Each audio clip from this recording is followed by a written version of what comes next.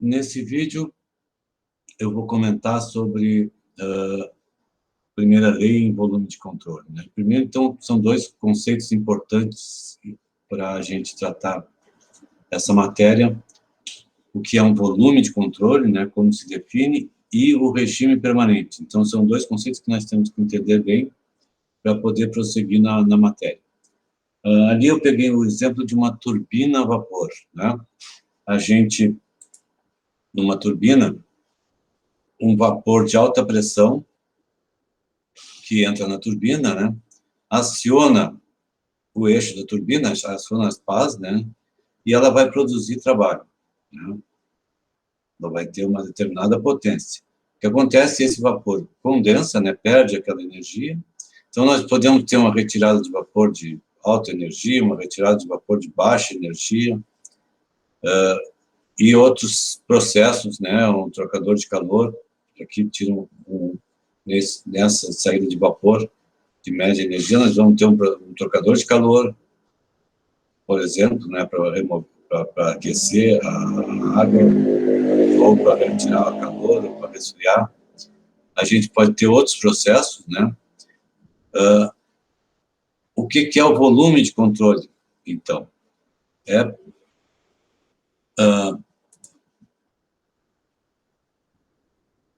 o volume de interesse, né, de estudo. Então, essa superfície que envolve o volume de controle é chamada superfície de controle. E é sempre uma superfície fechada, né? Então, a gente vai envolver o sistema que a gente quer estudar de uma forma que facilite o estudo, né, para os nossos objetivos. Nós vamos fazer uma superfície fechada, né, em volta do nosso sistema, né, do sistema que nós estamos estudando. E esse a gente pode fazer de qualquer maneira, né, mas a ideia é que facilite o trabalho de análise do sistema. O que vai... essa superfície, vai passar massa, calor e trabalho, tudo. Ela vai interagir com o meio, né? Nós vamos ter o nosso sistema, e o meio externo vai ser o que está fora da superfície de controle, e vai trocar massa, calor e trabalho com o meio, né?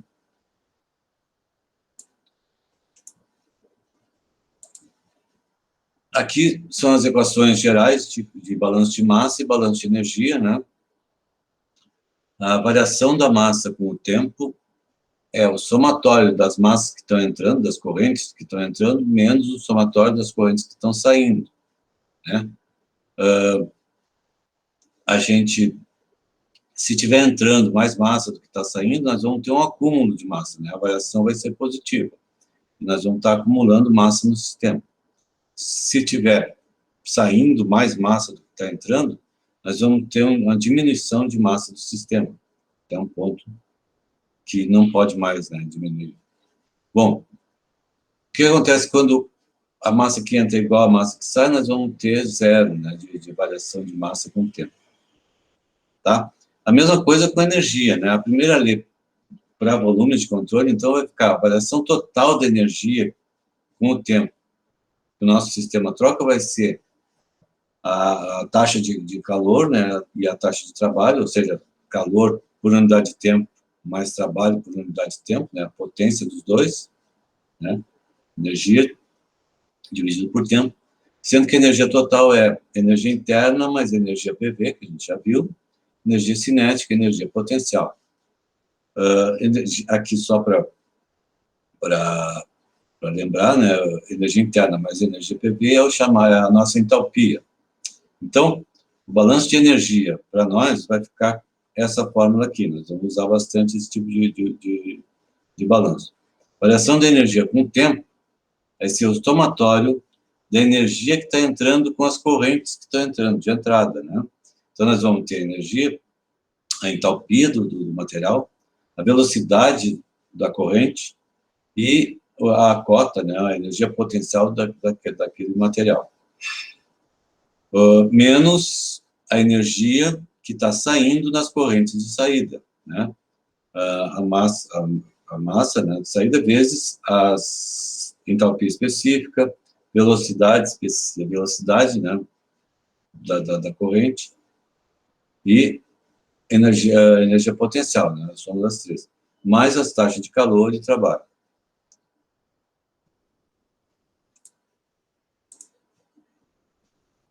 E o que eu tinha falado também, o regime permanente, né?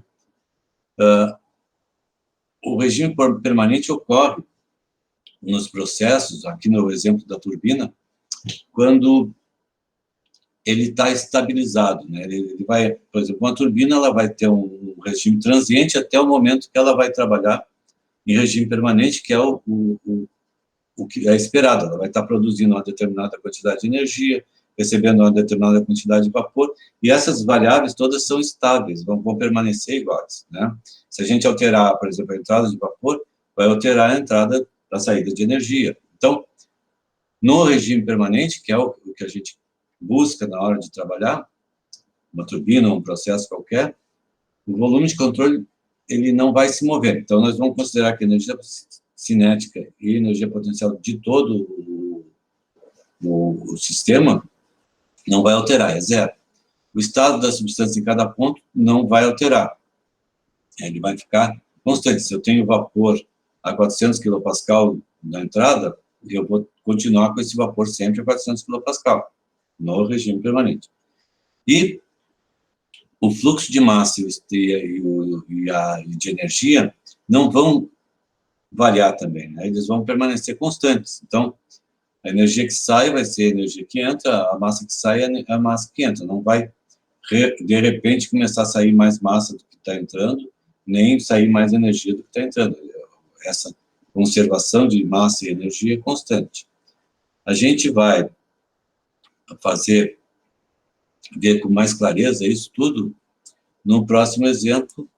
Vamos resolver, então, o problema da turbina, que foi dado como exemplo na aula, né? Uma turbina é um equipamento que serve para gerar o chamado trabalho de eixo, né? Nós vamos, no caso de uma turbina a vapor, nós vamos ter vapor de alta pressão acionando as palhetas da turbina, que vão produzir a rotação de um eixo que pode ser, e normalmente é usado para gerar eletricidade, por exemplo, né? Então, a nossa turbina aqui, eu vou resolver esse problema de uma forma bem didática, passo a passo, contando todas as etapas, né, de uma forma um pouco diferente do que normalmente a gente resolveria na corrida, assim, numa prova, por exemplo, tá? Mas para ficar bem claro, todos os passos da nossa balanço de energia, que talvez seja, provavelmente, é a coisa mais importante desse curso, né, que nós vamos fazer, tá?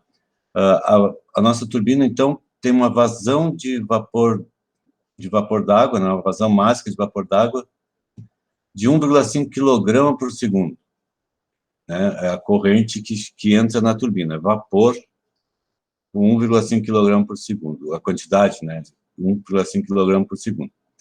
E o calor transferido da turbina, ou seja, é uma turbina que não está trabalhando adiabaticamente, né, ela perde calor, 8,5 quilowatts, né,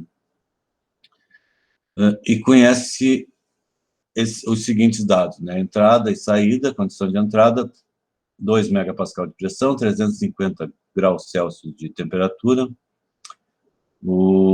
velocidade 50 metros por segundo do vapor, né, e a cota em relação ao plano de referência é 6 metros, ou seja, a entrada da turbina está numa altura, né, de 6 metros.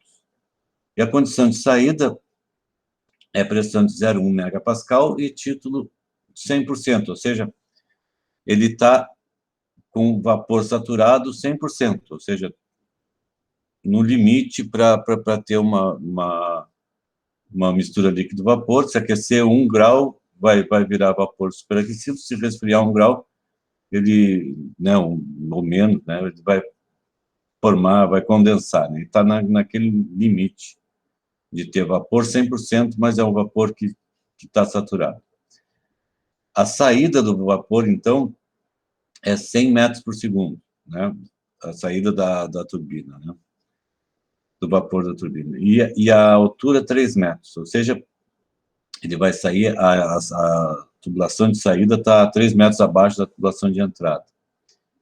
E a velocidade, depois a gente vai ver também, a velocidade do vapor depende muito da tubulação, né? Se a mesma, nós temos a mesma quantidade de massa, né? Entrando e saindo, então essas velocidades vão ser diferentes se a tubulação tiver diâmetros diferentes. Se for a mesma tubulação, mas isso vai ser depois, né? Então eu vou passar para o papel, para a apresentação, e vamos, eu vou acender a luz,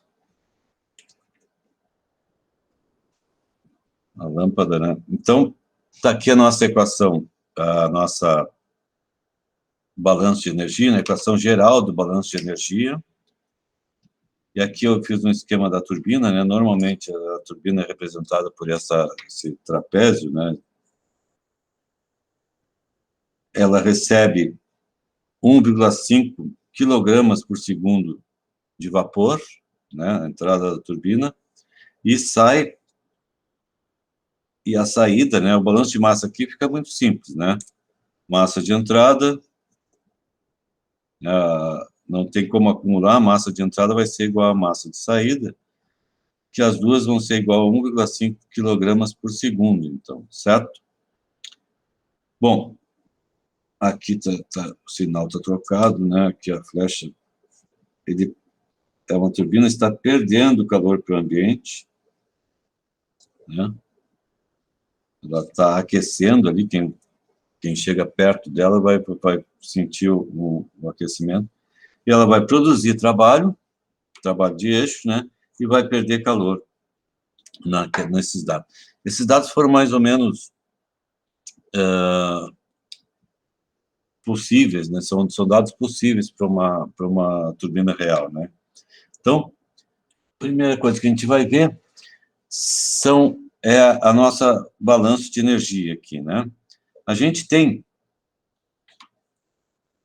uma turbina trabalha em regime permanente, né? Então, a gente normalmente vai considerar que não há variação de energia no processo, ou seja, a energia que entra é igual à energia que sai. Outra coisa que nós podemos simplificar no nosso balanço geral de energia é que só tem uma, que o somatório significa várias entradas. Se tivesse mais de uma entrada, nós íamos somar, né, esses valores de energia. Como só tem uma entrada, nós vamos riscar, né, o somatório vai ter só uma corrente de entrada e uma corrente de saída. O resto vai ficar tudo aí, né? Porque são dados, todos esses dados estão no problema, né? Então, eu vou simplificar mais um pouco, que é o seguinte, nós vamos ter, então, 0, massa de entrada é igual à massa de saída, que é 1,5. Eu vou colocar isso aqui, 1,5 quilogramas por segundo, e vou colocar na forma de botar em evidência, né, a massa, nós vamos ficar e juntar as variáveis parecidas. H de entrada menos H de saída, mais 1/2 da velocidade ao quadrado de entrada, menos a velocidade de saída ao quadrado, mais a força da gravidade vezes Z de entrada menos Z de saída, fecha parênteses, que seria um colchete, né? Mais o calor e mais o trabalho, certo? Bom, então, eu só não tenho aqui essas entalpias, né? Eu posso olhar, então, no CAT, vou olhar no nosso programa, as entalpias. Então, a entrada está a 2 megapascal e 350 graus Celsius. Colocando isso no programa, nós vamos encontrar vapor superaquecido,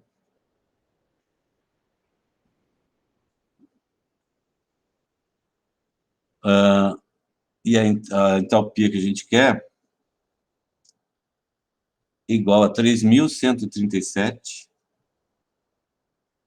quilojoules por quilograma, né? A entalpia específica. A condição de saída é 0,1 megapascal, aproximadamente a pressão ambiente, né? E o X é igual a 1, ou seja, 100% de vapor. Isso a gente consegue colocar também, né, no pressão e título, né, no CAT, e a gente vai achar, então, vapor saturado, né, sempre que tiver título é porque nós temos vapor, e a entalpia de saída igual a 1.694 quilojoules por quilograma, certo? Bom, então a gente já consegue colocar os valores.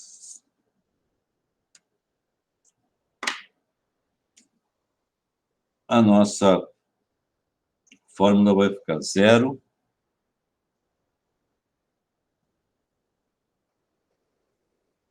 Vou botar o 1,5 aqui. 1,5 vezes quilograma. Vou deixar as unidades que eu quero fazer uma análise bem direitinho disso aqui. Nós vamos ter entalpia de saída, de entrada menos a de saída. Ele entrou a 3.137 e saiu a 1.694 quilojoules por quilograma. Mais 1/2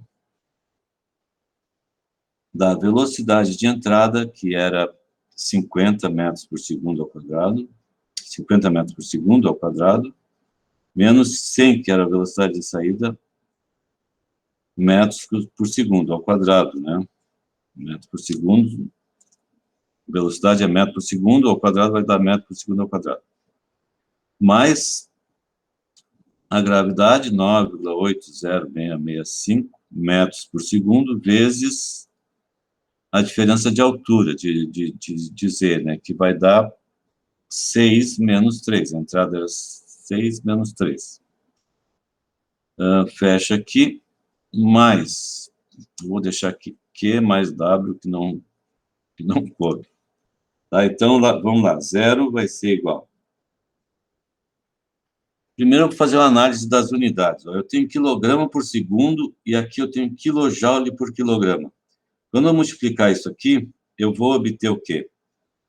Quilograma vezes quilojoule por segundo vezes quilojoule por quilograma. Quilojoule por segundo, que nada mais é do que quilowatt, certo? A unidade aqui vai ser o quê? Quilograma por segundo vezes metro quadrado por segundo ao quadrado. Né?